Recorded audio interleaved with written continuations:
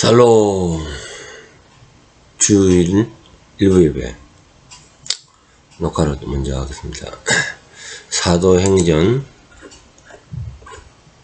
18장입니다. 바울의 2차 여행 중에 일어난 사건입니다.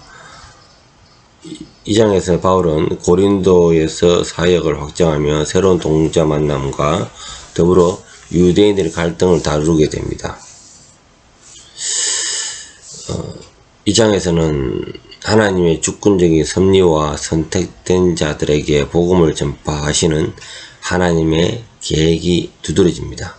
기도하겠습니다. 주님, 하나님의 놀라운 계획 가운데 만나게 해주시고 또 주님의 뜻의 성취되게 도와주시옵소서. 예수님 이름으로 기도드립니다. 아멘. 고린도에서의 바울의 사역 1절에서 11절까지 1절에는 바울은 아덴을 떠나 고린도에 도착을 합니다. 고린도는 무역의 중심지죠. 그리스와 로마 문화가 혼재된 도시입니다. 바울은 복음을 전하기 시작하며 하나님께서 고린도에 특별한 사역을 예비해 놓으셨음을 발견하게 됩니다. 바울은 브리스길라 아굴라라는 동료자 부부를 만나게 됩니다. 이들은 유대인의 출신으로 로마 황제 글라디우스에게 의해 추방되었는데 이 만남은 하나님의 섭리로 이해될 수 있습니다. 우리가 때로는 사람을 만난다는 것은요, 필연입니다. 기독교에서는 필연입니다. 우연이 없습니다. 이러한 것은 하나님의 역사가 일어날 계획이 있다. 그래서 우리가 여러분들이 오늘 사람을 만나고 헤어짐에 있어서 하나님 뜻이 무엇일까? 또 이 사람을 통해서 하나님은 어떻게 역사하시기를 원하실까? 늘 기대하고 기도하며 나가기를 간구합니다.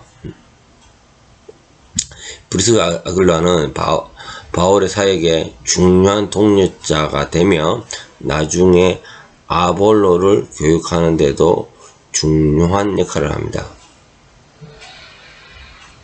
바울은 천막을 만드는 직업을 가진 이들과 함께 일을 하며 생계를 유지하면서도 안식일마다 해당해서 유대인과 헬라인에게 복음을 전합니다.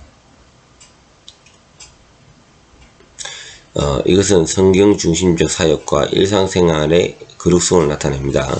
바울은 하나님 말씀을 전할 뿐만 아니라 자신의 일상적인 노동을 통해서 하나님의 영광을 드러냅니다. 네. 유대인들의 반대와 하나님 위로 5절에서 11절 바울이 신라 디모데와 도착한 후에 온전히 복음 전도에 전념하게 되자 유대인들은 이를 강하게 반대합니다. 계획주 해석에 따르면은 유대인들은 반대는 결국 바울이 이방인들에게 더 집중하게 되는 계기가 됩니다. 이는 하나님의 구속 계획에 따라 유대인들뿐만 아니라 모든 민족의 복음을 전파되는 과정을 보여줍니다. 바울은 이런 말을 했습니다. 6절에 너희 피가 너희 머리로 돌아갈 것이요. 너희라는 것은 유대인입니다. 너희 유대인의 피가 너희 머리로 돌아갈 것이요. 나는 깨끗하니 이후에 이방에게로 가리라. 이렇게 선언을 하며 유대인들을 떠나 이방인들에게 복음을 전하기로 결단합니다. 이는 하나님의 구원 계획이 특정 민족이나 사람에 대하지 않고 선택된 모든 자에게 미치며 하나님께서 구원할 자들을 반드시 구원하신다는 계획주의의 선택 교리를 반영하는 겁니다. 사람의 만남과 헤어짐에 있어서도 이렇게 유대인의 핍박 가운데 바울은 이방인의 사도가 되는 거죠. 왜? 환경을 그렇게 만들어가는 겁니다. 7절에서 8절 이방인 중에서도 그리스보라는 해당장이 온 집이 복음을 받아들이고 침례를 받는 사건이 나옵니다. 이는 하나님께서 자기 백성을 부르는 구체적인 예입니다. 네. 또한 9절에서 10절 하나님께서 바울에게 직접 나타나 두려워하지 말라라고 말씀하시며 9절입니다. 바울에게 고린도에서 계속 복음을 전파하도록 격려하십니다. 이는 하나님의 주권적인 보호와 인도를 보여주는 겁니다. 하나님께서 자신이 택한 자를 보호하시고 사명을 이루기까지 도우신다는 점은 사역자에게 큰 위로와 격려가 됩니다. 저 또한 우연히 가다가 사람을 만나고 그로 통하여 하나님의 구원 계획이 들어가는 경우가 있고 또 튕겨나오는 경우가 있습니다. 이것은 하나님의 예비된 자다, 예비되지 않는 자다, 이런 부분을 얘기하는 겁니다. 갈리오의 판결 12절에서 17절 고린도에서 유대인들이 바울을 고소하는 장면이 나옵니다.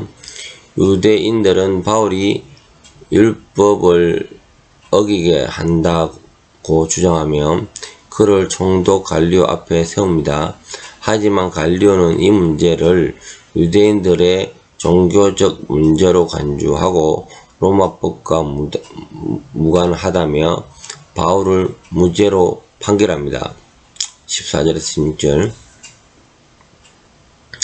갈리오의 이 판결은 복음이 전파되는데 중요한 의미를 가집니다. 당시 로마 제국은 그리스도교를 로마법에 반대하는 것을 보지 않았으며 이는 초기 교회가 복음을 자유롭게 전파할 수 있었던 중요한 배경이 됩니다.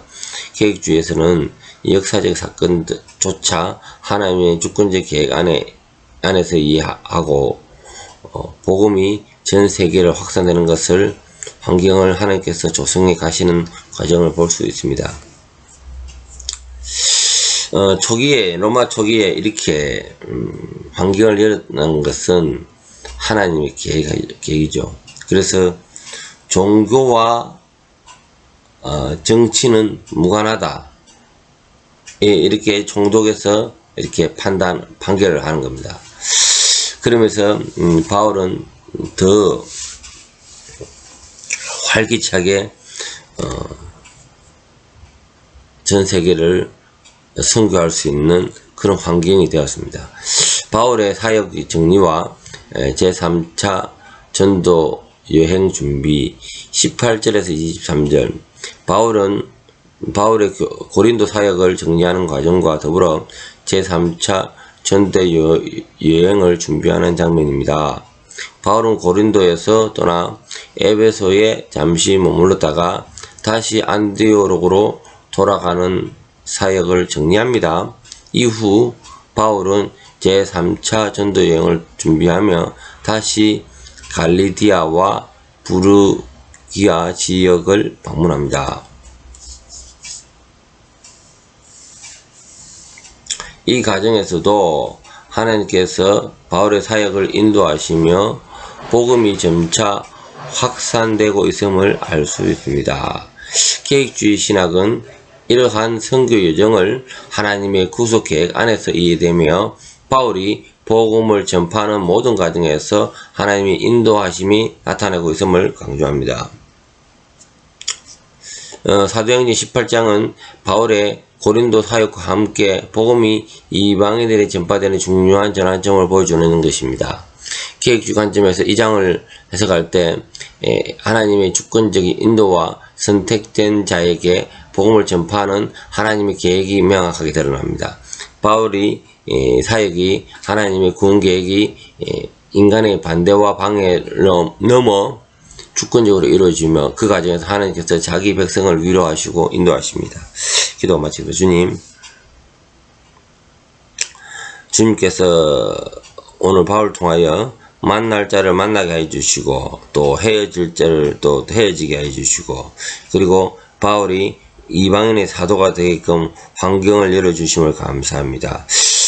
저희들 또한 우리 환경 가운데서 주님께서 만날 자를 만나게 해주시고 그리고 필연적 그 만남을 통하여 그 관계가 이어지고 이로 인해서 하나님 나라가 확장될 수 있도록 도와주시옵소서. 예수님 이름으로 기도합니다. 아멘.